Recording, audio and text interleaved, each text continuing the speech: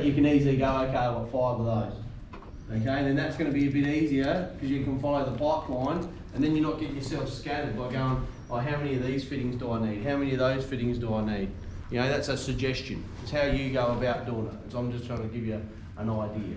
Okay, if you decide you want to go through and count, I've noticed the first one's how many floor waste, how much floor waste gully risers you've got, which are basically, well, you want me to scroll it down? Yeah, that component there, I think the 174 it is, so it's the actual riser on the here. Okay, how many of those do I need? Well, you know, it's got the bathroom as one. You know, so you're looking at that whole bathroom. Okay, that's really another bathroom, really. How we're bath and shower. So it depends on what you're calling the bathroom versus that's a bathroom. That's the ensuite, really. Yeah, that's right. So you know, away you go. So you know, you're only going to have one of those anyway. But yeah, it's just an idea. Paul, just run past the guys about the fact that this plan, these dashed lines through here, are basically the outline of the edge of the house. And so the all the pipes are on the outside of the house. Yeah. Where our plan actually shows pipes running directly underneath the slab. And that's a risk, okay, because pipes shear off.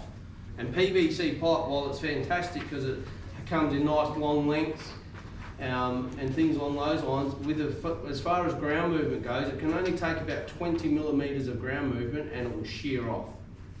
Okay, so we don't want that to occur. Now, if I was building my house, I would always be making sure the main drain runs on the outside of the building, okay, and I would be not having the main drain under the building at all, okay. This is what you call the underfloor, and it's all just tails poking out from the slab. All right, now I know that there's been some reports that have been commissioned by large project home builders, and I've read them about the fact that they try to justify running the main drain straight through the middle of the building. Okay, now the problem with that is that if it shears off, I've got to go, well, there's two methods. I can pipe reline it, but I haven't actually fixed the problem because it can happen again. Okay, the other thing I can do is I'll go in and have to clear out, you know, the lounge room or the main bedroom, and I'm now cutting through your slab with a quick cut saw. Okay, first thing that was happening, if I had to do that with my wife, the first thing she'd be doing, she'd be getting the credit card, she's going to the hotel. Okay, she ain't hanging around while we're dealing with that. Okay, and then you're jackhammering down. As soon as you start jackhammering, what have you done? Compromise the structural integrity of your footing, straight off the bat. Okay, and even to get that structural integrity back, you're supposed to you know, put dowels in the side or Rio in the side. You use a mega epoxy resin on one side. You use a wrap with Forticon on the other side. You know, but the fact remains you have compromised that slab. Okay, so I don't like it, and it does say in the Australian standard, it does say drains shall be run external to the, or drains should be run external to the building wherever practicable. Okay, and of course we've got a 900mm dead side of the building. On homes these days, you can get it down there. Okay, and my recommendation would always be to do it. Because it's a lot easier to pull up some pavers and dig up if you've got a problem there, okay, than to dig up under the slab. All right, one of the issues comes in highly reactive soil where you've got your slab through these points. They will want you to put swivel joints and expanded joints on there, and they do cost more. There's no doubt about it. But when we're building homes, we should be building them to last 100 years.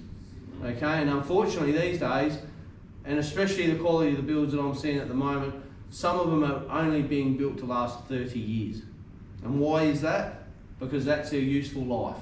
Why is that their useful life? Because that's when the home loan runs out. Okay, and so we've got to get you onto another home loan. All right, so yeah, as far as market forces. Yeah, and if you talk about like this issue to plumbers, they don't like running the building, the pipe under the slab, like, and it was